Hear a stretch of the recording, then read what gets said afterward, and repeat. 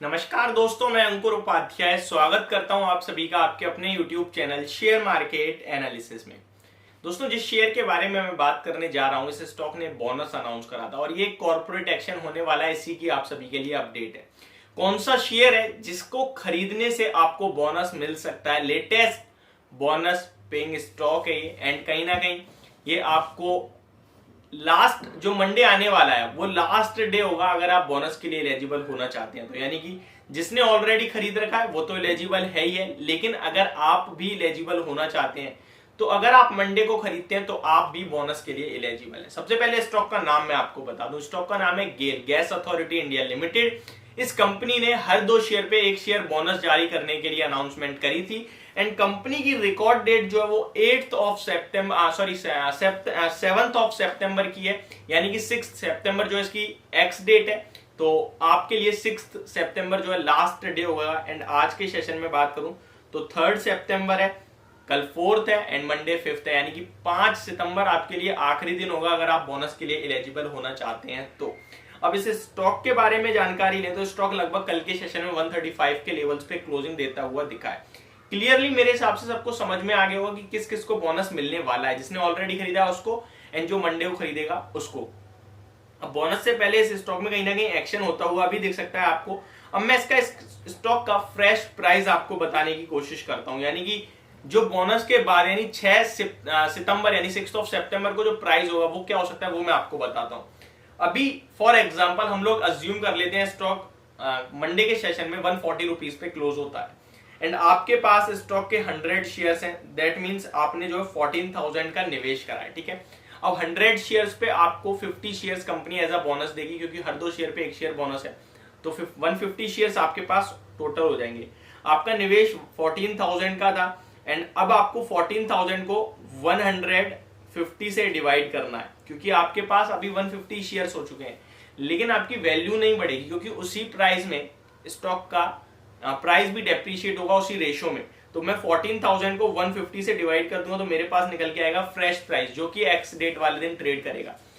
लगभग 93.30 का इसका फ्रेश प्राइस निकल के आ रहा है। यानी ये स्टॉक आपको 6 सितंबर में, यानी जो अभी 140 पे मुझे लग रहा है, वो 6 ऑफ सितंबर को 93.3 का हो जाएगा एंड आपके शेयर्स उसी रेशो में बढ़ जाएंगे। फिर ये बोनस होता क्यों है? मैंने लास्ट जब बोनस पे वीडियो बनाई थी तो मेरे पास 2 तरीके की कमेंट्स आए थे।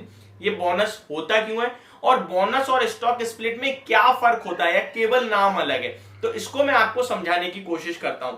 सबसे पहले ये बोनस और स्टॉक स्प्लिट दोनों ही क्यों होते हैं ये मैं आपको बताता हूं, क्योंकि इनसे इंस्टेंट बेनिफिट तो कुछ भी नहीं है। अभी आपने देखा आपके शेयर्स तो 100 से 150 हो गए, लेकिन क्या फायदा, 140 वाला 93 भी तो हो गया, तो कोई फायदा नहीं हुआ ना। हमारा अमाउंट पहले भी 14,000 था, अब भी 14,000 है, तो क्या फायदा हुआ? चलिए इसको समझते हैं। बोनस और स्टॉक स्प्लिट इसलिए किया जाता है ताकि स्टॉक का प्राइस लोगों के लिए अफोर्डेबल बना रहे।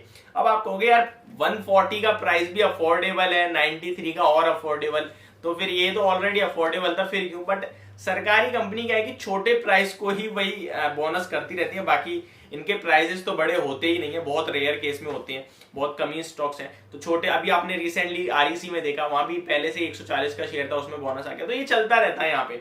अभी स्टॉक का प्राइस क्यों, स्टॉक स्प्लिट और बोनस क्यों होता है? प्राइस को कहीं ना कहीं अफोर्डेबल बनाने के लिए। एक इंपॉर्टेंट चीज कि इस बोनस या स्टॉक स्प्लिट से कोई भी फाइनेंशियल चेंज नहीं होता है, सिर्फ और सिर्फ नंबर ऑफ शेयर्स बढ़ जाते हैं, फाइनेंशियल सेम रहते हैं। मैं आपको फिर से रिपीट कर रहा हूं, फाइनेंशियल सेम। इसको एक एग्जांपल से समझते हैं। फॉर एग्जांपल आपके पास 500 का एक नोट था पहले, ठीक है, आपने एक्सचेंज कर दिया एंड आपने 100 के 5 नोट्स कर लिए।